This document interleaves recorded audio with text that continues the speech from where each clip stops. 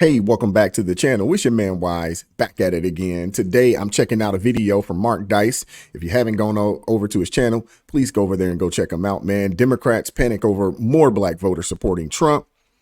Please make sure that you like, share, and subscribe to the channel. Drop me a comment down below. I appreciate all the love and support. I do have an email address. If you want to get a hold of me, askwisetoday@gmail.com. I do have a store.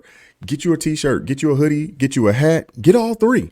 I appreciate all the love and support, man. And before we get into the video, we got to have a message from our sponsor, Young G's Barbecue Sauce. Burgers, ribs marinated to perfection, chicken, shish kebabs, plain tendency,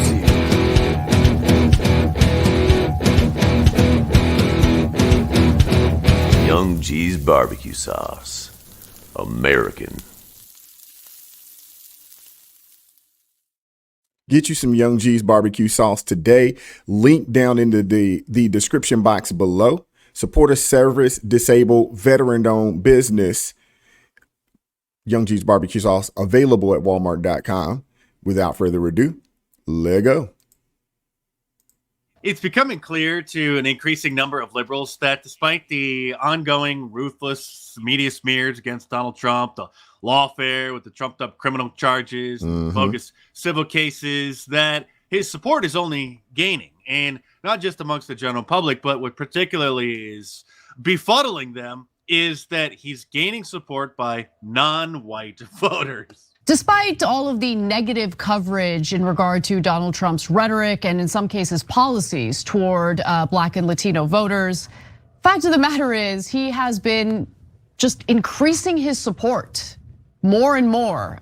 Every poll shows that he is getting more support among Black and Latino voters. In fact, there was an analysis done on this very issue in the Washington Post where they took the average of the 5 top quality polls on the issue, and here's what they found. They found that the propaganda wasn't working as well as they thought. It didn't work as well as they thought in 2020 either, because again, despite 4 years of him being called a racist, reincarnation of Hitler, and a dictator, more Black people voted for him in 2020 than they did in 2016, and those numbers are only dramatically increasing for this election. Tell us, Chunk. They're definitely increasing. And the difference is the last time around, it was Black men that was really leading the charge when it came to supporting Donald Trump. I was one of them. When you look at the numbers, Trump won the 8% of the Black vote. In 2016, he only won 6% of the Black vote, but there was a overwhelming support from a host of other people, and that's what bolstered him into the office. This time around, you got Black men, you got Black women that are now standing up and supporting Trump. So let's say, for instance, we know the numbers were 8%. The expectations this time around, this is my guess, and this is what I'm expecting, that number is probably going to be somewhere around 14 to 20% support for Trump from the Black community. You're going to have a large chunk of Black men, and you're going to have, a greater chunk of Black women follow suit as well. Some of the reasons why you think Donald Trump's going to win the 2024 election.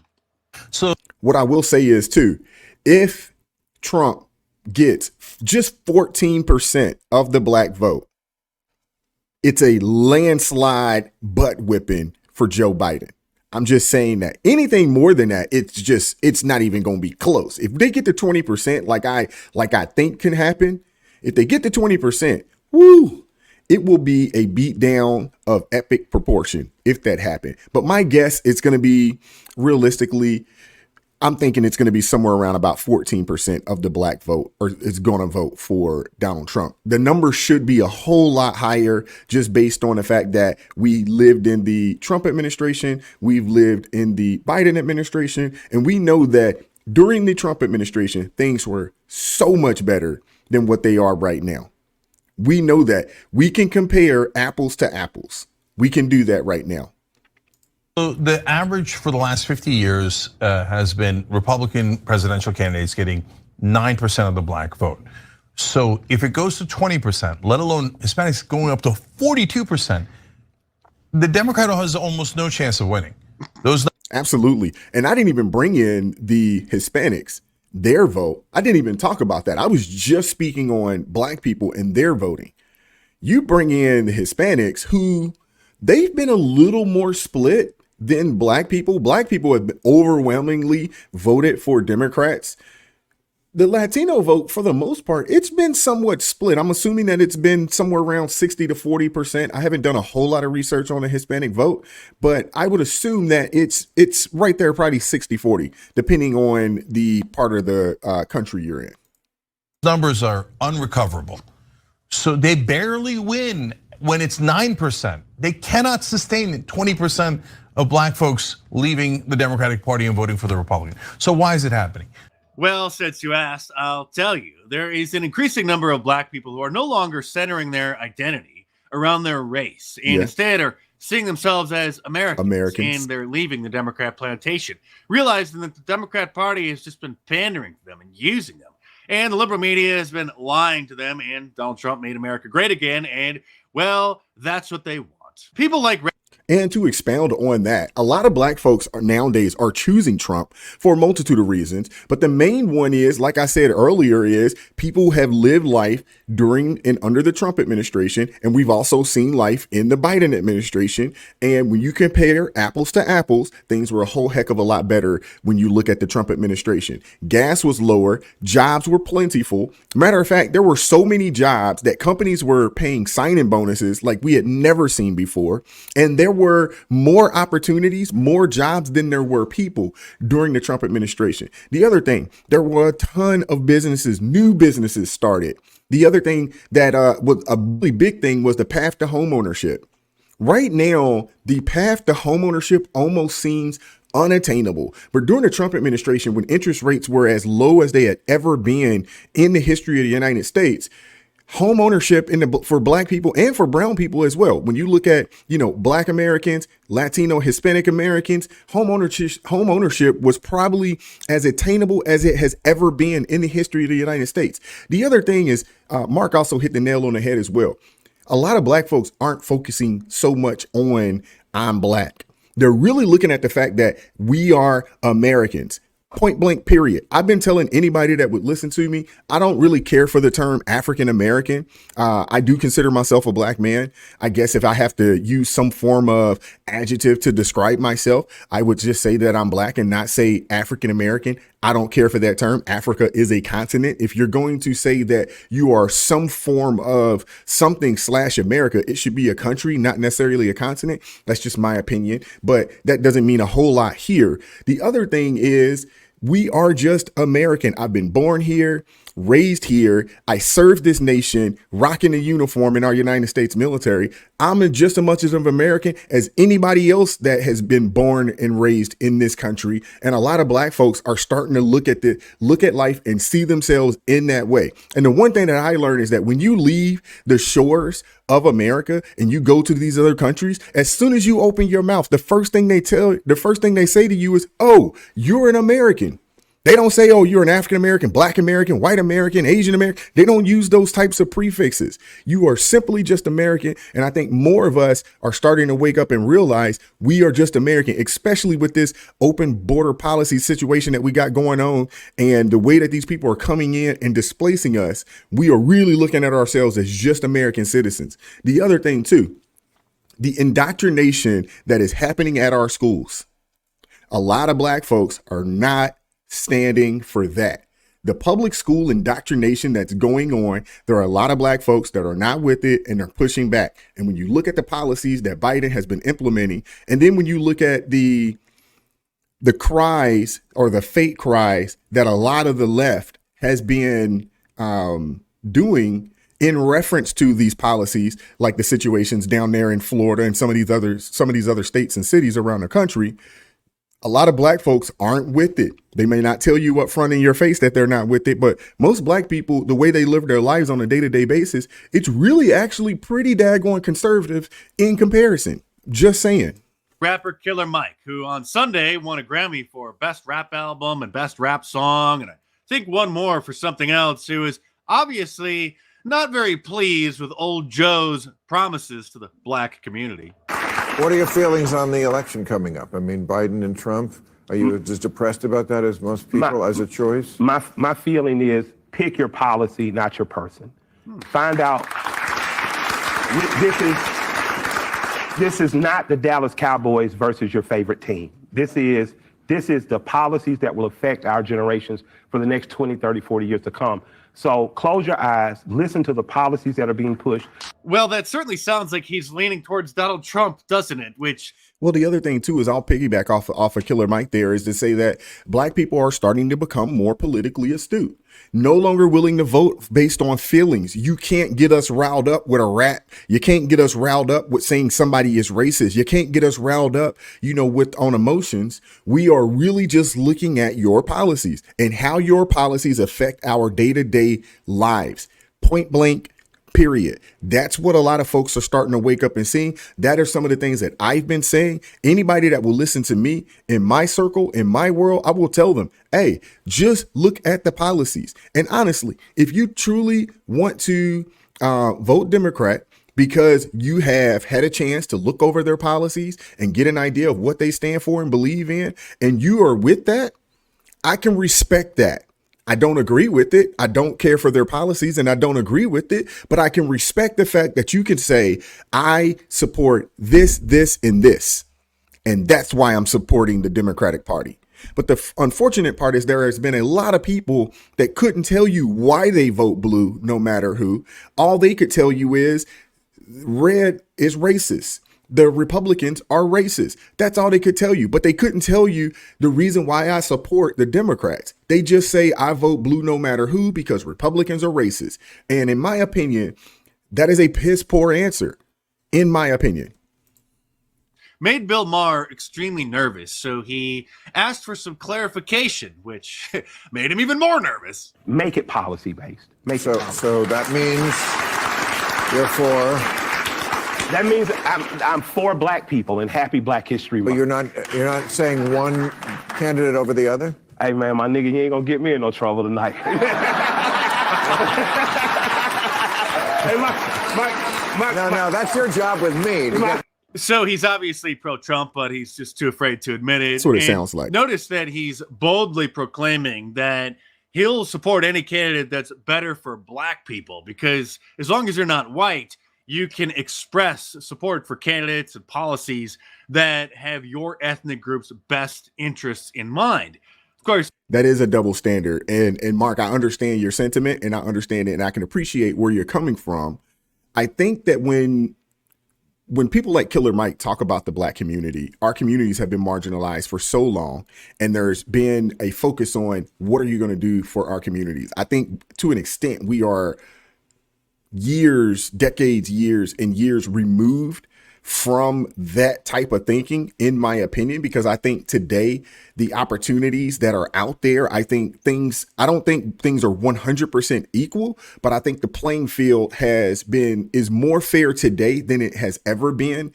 When you look at the economic or economy here in the United States, I think that the playing field is a lot more level than it has ever been.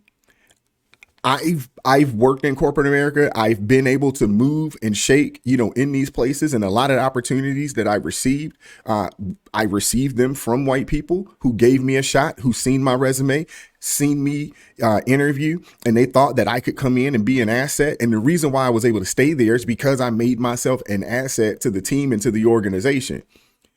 Those opportunities do exist for a lot of folks. If you're willing to put your head down, put the work in, go get whatever skill set that is needed and do what needs to be done, the opportunities are pretty plentiful. But I understand what Mark is saying, because if someone that was white, it says, I'm voting for people because of what they're going to do for the white community, I could see that people will come out and say, that's a racist statement. So I 100% understand his sentiment. And I think we as black people, we need to start slowly but surely moving away from that mindset and really start looking at, do these policies help all Americans in general, because I'm an American. And when a good policy is implemented that helps Americans, me being American means that I'm going to benefit from those policies. I think we got to get to that point. We're slowly but surely getting there, but we still got a little ways to go. If you're white and you say such a thing, then you'll be labeled a neo-Nazi by the ADL. You'll be banned from social media and from payment processors. You'll be fired from your job. They'll add you onto their hate group hit list. Highly probable. But if you're black or if you're Latino, if you're Asian, if you're Arab, you can be pro whatever your race is. And it is extremely sad that in order to win over support of the black community, the candidates have to, well, do what Donald Trump did and let a bunch of criminals out of prison, which is what won Snoop Dogg back over to the Trump train, who now says he has nothing but love and respect for Trump because part of Trump letting black criminals out of prison involved the co-founder of Death Row Records. Okay. Oh, stay tuned because before he gets into all of this, I want to say this. And that sound like it was somewhat of a facetious statement, but I will say this. Trump implementing the First Step Act in 2018 was huge, not only for the black community, but I think for Americans around the country. And the reason why I say that is, now I will say this. We know that Joe Biden helped implement the 1994 crime bill. And we know how devastating the 1994 crime bill has been for the black community, has been for the Latino community. We know this. So with Trump implementing this First Step Act, when you really look at it, a lot of people, they've heard the term First Step Act, but they don't really know, exactly what the Step Act is or was or what it did. It did allow people who had committed crimes in the past to get out of jail early in some cases, or to be considered, I guess, time served in a lot of cases. But one of the big things that it did was there were two things that really stood out in the First Step Act. One of them was the sentencing reform. The other aspect of it was the prison reform. So when you look at the sentencing reform, it shortened federal prison sentences and gave people additional chances to avoid the mandatory minimums. So there's a clip. There was a clip of Joe Biden when he's in Congress talking about this bill and basically saying, hey, a rock the size of a nickel, of crack, mandatory 5-year penalty. It didn't necessarily mean that it was a distribution situation. It was just you had possession of a piece of crack that was the size of a nickel. Automatic 5 years. This right here, the sentencing reform in the First Step Act, gives a judge the opportunity to look at each case on a case-by-case basis and give a sentence accordingly. And it also breaks that mandatory 5-year for a small piece for someone that could be considered a user. So that was huge. The other thing, too, is the prison reform aspect of things where, it just speaks on improving the conditions of those that have been arrested. Yes, they have committed crimes. And I'm one of those kind of people. I feel like if you do the crime, you should do the time. On the flip side of that, too, though, it should be in somewhat humane conditions. The other big thing here that it was talking about women and, women that are pregnant, that are in prison. There was a lady, I did a video reaction to her, Angela Davis, who said that she was incarcerated when she gave birth to one of her children. And she was in a hospital bed giving birth, shackled up to a bed. That's something that shouldn't be. So the prison reform, it helped things like that. The other thing too is that it helped put inmates into areas that are close to family members. So people in their family could, go see them, still have some form of fellowship. So there's some positives there, from the First Step Act. Did it completely eradicate the 94 crime bill? No, but it definitely did go in and improve upon some of the sentencing guidelines, definitely when it came to non-violent crimes. That's the big thing. It wasn't crimes that were violent that this thing supports. It's really about the non-violent crimes. A lot of people that were first-time offenders, people that were just drug users opposed to drug sellers. Although it did help some people that were drug sellers, trafficking and things of that nature. It did. But that was, one of the bigger things. So There's plenty more to come in this video, but subscribe to my channel if you're new. Donald Trump is a huge concern. And so MSNBC has an entire series where they're exploring why it is that so many black people don't support the Democrat Party anymore. Heading into this next election, how critical will the black male vote be for Democrats or Republicans? What is it about our lens as black men in 2024 that makes us see it differently? Brothers all across the country, they feel that Democrats aren't doing enough. There's a lot of rappers saying, I don't know about the Democratic Party. Everybody just got a lot to say, but who are they talking to? Has America made good on its promise to black men? Yes, we've done more than enough for you, and quite frankly, we're tired of hearing you complain about white people all the time. In one of the segments, that I would agree. I don't think that America needs to do a whole heck of a lot for black people specifically.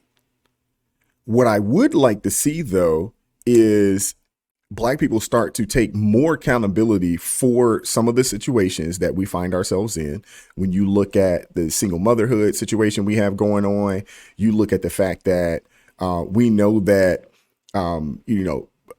we're not getting married at the same clip that we should. So but I think that's happening not only in the black community, but across the board. Our single motherhood rates are growing at rapid rates in this country. We lead the world when it comes to single motherhood. We definitely do. And then we're also not marrying at the clip that we were back in the day. And so I think that the government honestly should implement some form of incentive to people getting married and having children under the guise of the nuclear family. There should be some incentives there. And those incentives, it would help every American, not just black Americans, but white Americans and every American out here. Because we know that when you have a family, nuclear family, those families, you're less likely to be in poverty. The kids are less likely to find themselves, addicted to drugs, in prison, so forth and so on. There's just a huge list of positives when we have a nuclear family. I'm just saying. The host visited a black barber shop, and well, let's just say that it's surprising that this segment actually made it to air. There is some appeal there for some black men with Trump. What is it? Money. Money. Yeah. I mean, Donald Trump has a reputation of being the money man. So beyond the projection of a businessman, what is that is appealing for so many black people, black men especially? I think the better question is the question that should have been asked to these brothers is, what is so unappealing right now to you guys when it comes to dealing with the left, Joe Biden, and the Democratic Party? What's unappealing about that party? That was the better, that would have been the better question, opposed to what's so appealing about Trump. Like I said, if you compare apples to apples, we've lived, 3 years thus far under the Biden administration. We lived 4 years under the Trump administration. And when you compare apples to apples, things were a whole heck of a lot better under the Trump administration. And a lot of folks want to go back to that. And we want to, not only do we want to go back to it, but then we want to go back to it and then improve upon it, because it looked like the direction that we were headed, man, prior to the pandemic. Oh my goodness. We were going in a very, very great direction prior to the shutdowns. I think that Donald Trump, in spite of all the craziness he may have in his head, reading some of the things that he talks about with business, I can kind of agree with as far as business-wise, because I'm trying to. Facts over feelings, man. So many people got emotional listening to the rhetoric of Trump, and they didn't focus on the policies. Now that everybody's got a chance to feel the hurt of Bidenomics, everybody's got a chance to feel the hurt and the pressure of Bidenomics, they're looking back at what was going on 4 years ago and saying, you know what? That was a good situation. And when you go back and like really evaluate the rhetoric for face value, he wasn't telling lies. No one can refute what he was saying when he was saying that these Democratic-led cities are harmful to black people. Their policies are harmful to black people. That's why he said your schools aren't this, your cities aren't this. You don't have anything to lose. And that was the truth. So when people actually just go back and look at it for what it is at face value, he was right. Could he said it? Could he said it in a more politically correct way? He could have, but he's a New Yorker. He's a little brash. He's a little uncouth. That's a lot of them up there in New York. A lot of those folks are like that. Grow my business.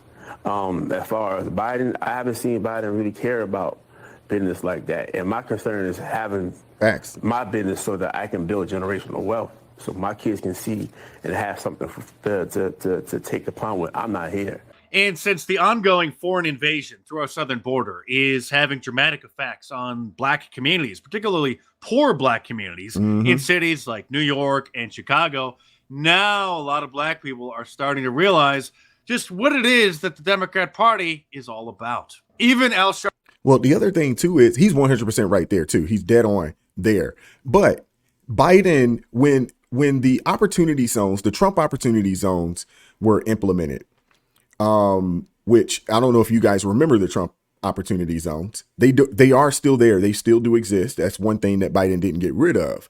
But they were implemented to spur economic development and job creation in these distressed communities that now you have black people being displaced out of to an extent, right? If I'm not mistaken, I believe there was over 8,000 designated zones that were considered opportunity zones all around the country. Over 8,000. Okay. Excuse me. And if you were able to start a business and keep your business home based in one of these opportunity zones, you were able to get a tag and you were able, or a designation, and it would give you an opportunity to go after some state and federal or more or less federal contract that you could bid on, things of that nature. If Biden really gave a dang about black people or poor Americans, because the opportunity zones aren't for black people 100%. They're for poor Americans, and people that live in these communities typically are, lower middle class and poor people. If he would have just said, you know what, I am expanding on the opportunity zones, I mean, that would be too much like, right? But if that right there would have helped big time. But that's not what the Democratic Party is about. They don't want to see you win. They don't want to see you up. They want you down so they can continue to dangle a carrot that they'll never give you, that you'll never attain. Sharpton has had enough and is starting to sound like a normal American. And what is being done to get the public to really rise up in various states to say to their senators that they want to see the border issue resolved? I mean, you're getting migrants beating up policemen in the streets in New York. You're seeing an influx of migrants all over the country that frankly have people outraged. And couldn't there be some kind of public pressure put in the next couple of days in some of these senator states saying, why are you allowing this to continue? Because at the end of the day, senators have to deal with their voters. And at the same time, in the bill, you give money to Gaza, to civilians in Gaza and Israel. But the border, I mean, we're looking every day at the invasion of migrants, and they're playing a time game with politics on this. Couldn't that pressure put to bear in their home states? Wow, he used the term invasion. If we hear that Al Sharpton is under investigation in the next couple days, next week or so, you know what time it is. You know what time it is. He calling them out. Now, when you got Al Sharpton on MSDNC calling out the Biden administration, you know hell is freezing over. You know it. I bet you never thought you would agree with Al Sharpton, although What? Broken Clock is right twice a day, but it should be highlighted again. The Yeah, only that's reason true. he cares is because the foreign invasion is now affecting low-income blacks in the inner cities across the country. The same reason that wealthy leftist Jews finally started pushing back against the DEI on college campuses only after the anti-whiteism spilled over onto Jewish students. Then they realized that they created a monster. This leads to one of those very controversial and complicated subjects that can easily get you into major trouble if you talk about it. So maybe I should just let Jon Stewart give you a couple clues. Because the Jewish community and the black community, we should be together. Jews and blacks we shouldn't fight. There shouldn't be tension. Jews and blacks should get together and get whitey. I think. I know it's still not clear for a lot of people, so maybe Mike Wallace from 60 Minutes can give you a better idea. Black History Month you find ridiculous. Why? You're going to relegate my history to a month? Oh, come on. I agree with him 100% there. I'm a big fan of Morgan Freeman, man, but I agree with that. Black history is American history, and honestly, it's something that I think that should be celebrated and discussed and taught all throughout this school year. It should be in the books, and then don't even call it Black history. Just call it American history and point out those people, point blank, period, because Black history is American history. What do you do with yours? Which month is White History Month? No, well, come on, tell me. Well, I'm Jewish. Wait a minute, but I thought that the were considered. Well, never mind. I'm already getting myself way too close to getting canceled as it is. No, don't do that. I'm Jewish. I'm not white. I'm Jewish. Go and order my book, The War on Conservatives, in paperback from Amazon.com, or click the link in the description below. All right, man. Shout out to Mark Dice, man. That was pretty good. I didn't agree with everything, but that's what's so great, about America is that we can have conversations. I get a chance to react to content. I don't necessarily have to agree with everything, that Mark says, but I do agree with a lot of his sentiment, and I can appreciate his opinion as well. If you enjoyed this content, man, please smash that like button for me. Share with someone who needs to see and hear this information, and make sure you subscribe to the channel, man. America first, and keep God first in your life, man. I'm gonna catch up with y'all next time. We out. Peace.